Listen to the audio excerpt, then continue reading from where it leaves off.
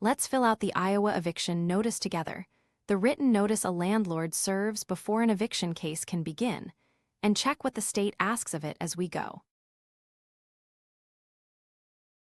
Start at the top with the date of this notice.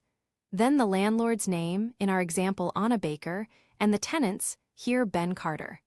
The form asks for every tenant and every adult residing at the premises, so list each one on its own line.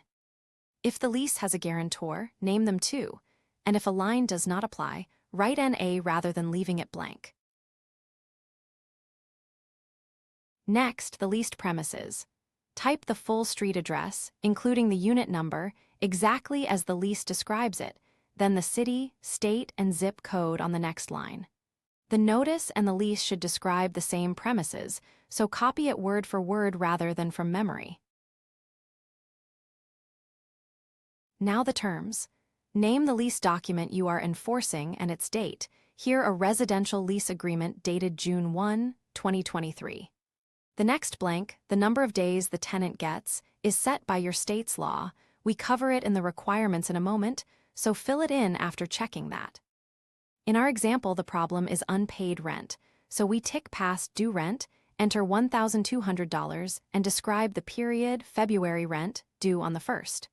We tick late fees, $50, then the total amount due, $1,250.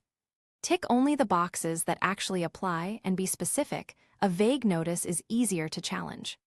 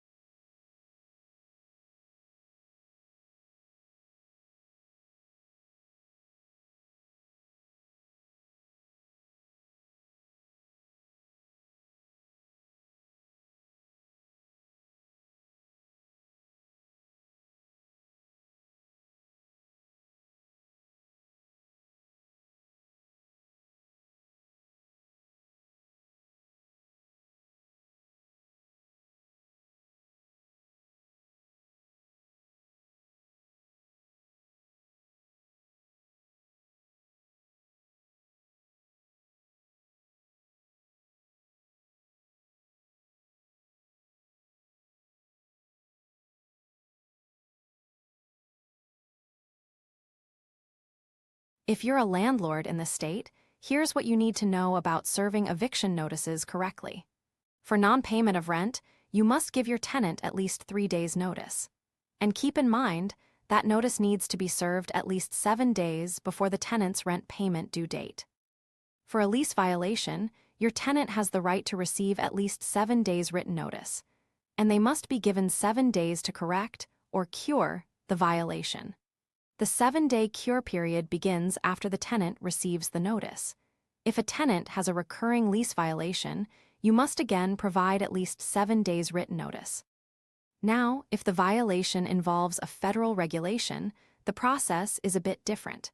In that case, you are required to give a 30-day notice of lease termination. Then the signature block. Print the landlord's name, sign on the by line, and add your title on the its line, here owner. The certificate of service records when the notice was delivered, how and to whom, complete it when you actually serve the notice, and use the notary block if your state or your attorney asks for sworn service. Keep a signed copy of everything for your records.